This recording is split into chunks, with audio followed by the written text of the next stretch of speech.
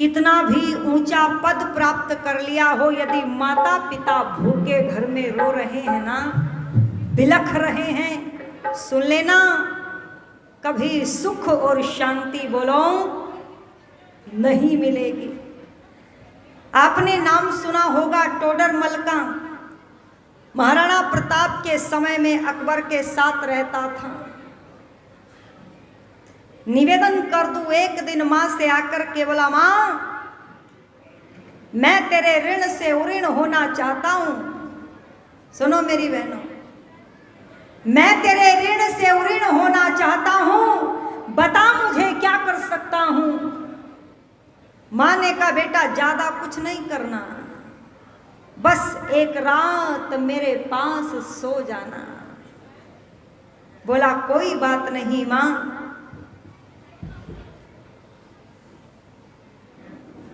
पकड़ो ना बच्चे को, आप देख रहे हैं बैठे हुए।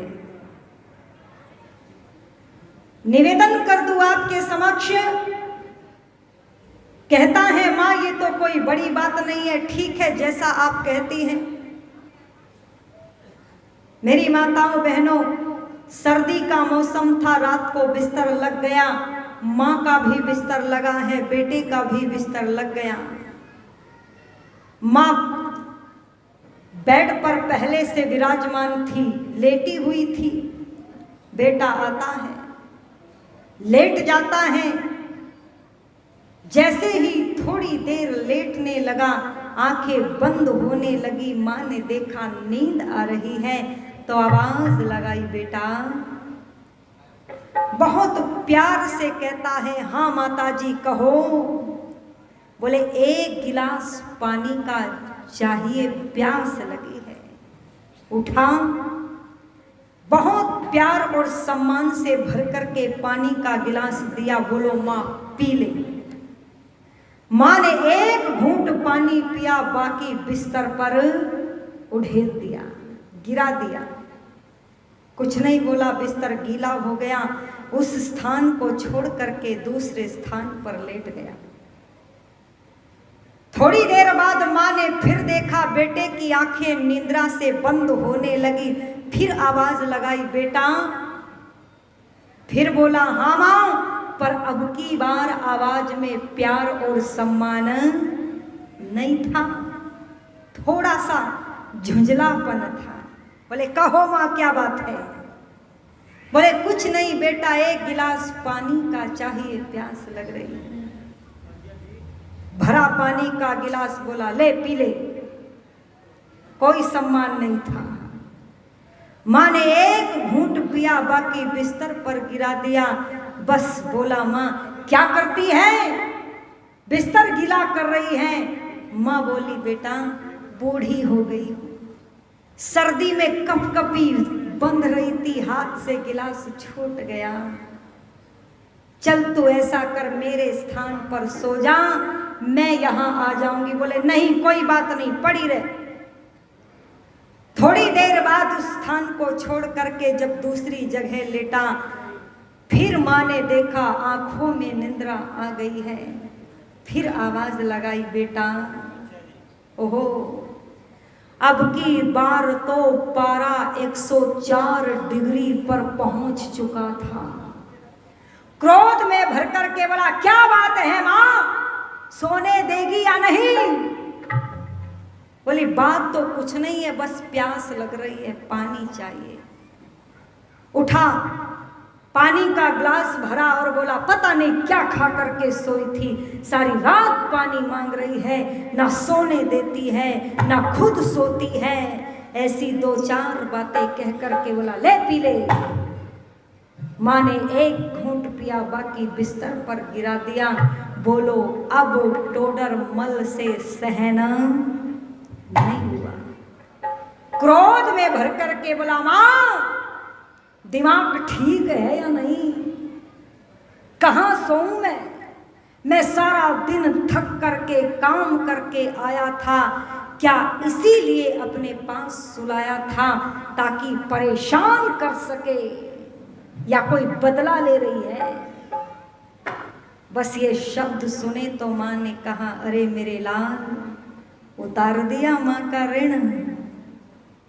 तो माँ के ऋण को उतारना चाहता था, तो इसीलिए तुझसे एक रात मांगी थी। और मेरे बेटा, मेरा तो बिस्तर पानी से गीला हुआ, तो मल और मूत्र से बिस्तर को गीला और गंदा करता था। मैंने कभी झुंझलाहट में तेरा बिस्तर बदला नहीं, प्यार से बदला। और काम तो मेरे बेटा मैं भी सारा दिन करती थी, और नींद तो मेरी आंखों में भी आती थी, पर मैं फिर भी कभी झुंझलाहट में अपने बेटे के लिए बोलो उठती नहीं थी। बस ये शब्द सुने, पैर पकड़ करके फूट करके रो पड़ा, माँ मुझे क्षमा कर देना। मैं चांद को छूने की बात कर बैठा, पर मेरी हिम्मत नहीं, क्योंकि किसी कवि ने बड़ा सुंदर लिख दिया, उसको नहीं देखा कभी, पर उसकी जरूरत क्या होगी।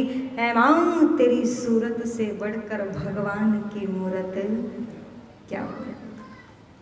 ऐ दुनिया के लोगों, ऐसा नहीं कि केवल माँ ही त्याग समर्पण करती है।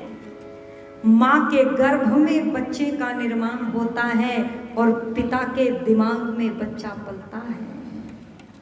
चाहता तो पिता भी है कि मैं भी अच्छे कपड़े पहन करके, अच्छे जूते पहन करके, और बोलो जगह जगह पर घूम करके जीवन को बिताता रहूं, पर अपने मुंह से निकाल करके निवाला जो बच्चों के लिए रख दे, बोलो उसको कहते हैं माँ और बाप। पर आज उन्हीं माता पिता के लिए हमारे घरों में, हमारे हृदय में बोलो कोई स्थान नहीं रह गया। इसलिए आर्य समाज कहता है कि तीर्थ स्थानों पर जाने से पहले घर में बैठे हुए माता पिता के चरण को छूकर के आशीर्वाद ले लेना। आपको किसी तीर्थ स्थान पर जाने की आवश्यकता नहीं पड़ेगी। पर माता भूखी बैठी घर में भोजन नहीं खिलाते हैं, और शिव पर जल चढ़ाने वाले बोलो बोल पिता का खेते ना, और माता पानी मांग रही, पानी माता को देते ना। बाहर भंडारे होते हैं, माता भूखी मरती है। माँ खिचड़ी के लिए मर गई। घटना सुनी थी ना, बहू से खिचड़ी मांगती रही, बहू ने खिचड़ी बना करके नहीं दी। बुढ़िया तो बुढ़ापे में चटोर पने मांगती है, स्वाद मांगती है, नहीं दी। और जब बुढ़िया तड़फ करके माँ मर गई, तो बेटे ने रसगुल्लों की दावतें लोगों को खिलाई। ओहो, क्या होगा इस देश का, जिस देश में राम और श्रवण कुमार जैसे बेटे रहे हो।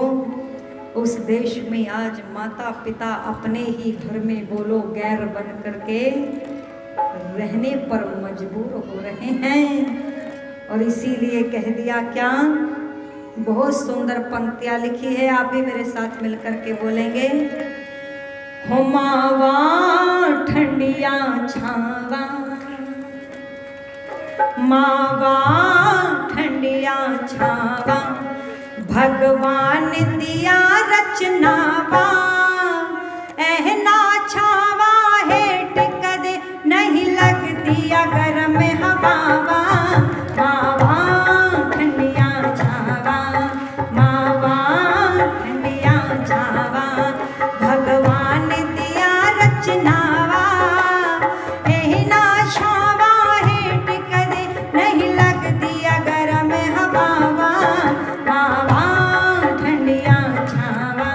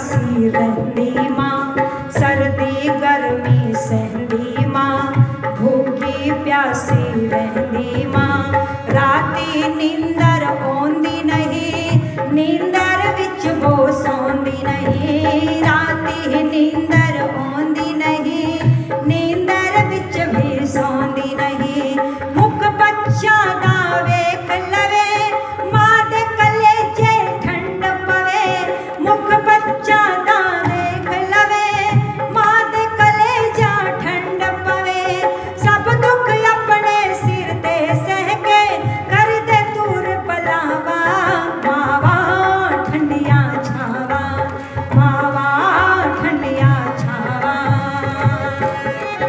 भगवान दिया रचनावा, ऐना छावा हेठ कदे लगे गर्म हवावा, मावा ठंडिया छावा, मावा ठंडिया छावा।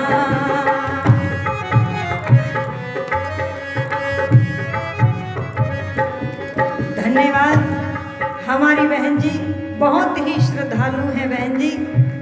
छोटी सी बेटी के हाथों से, क्या नाम है बेटी का? अच्छा बेटा है, ये बेटी जैसा लगता है मुझे। हाँ धन्यवाद बेटी। ये छोटा सा बेटा है, बच्चे के उज्जवल भविष्य की मैं कामना करती हूँ प्रभु से। 100 रुपये देकर के सम्मान कर रही है, बहुत बहुत धन्यवाद। निवेदन कर रही थी ऐसी अगर आज वातावरण और परिवेश हो रहा है, अपने ही भारत देश के अंदर माता पिता को सेवा के लिए तड़फना पड़ रहा है, वृद्ध आश्रम में जाकर के समय बिताना पड़ रहा है। ए दुनिया के लोगों, कहीं दोष हमारा ही तो नहीं रह जाता है? थोड़ा सा चिंतन करेंगे। पर सुनिए क्या कह दिया।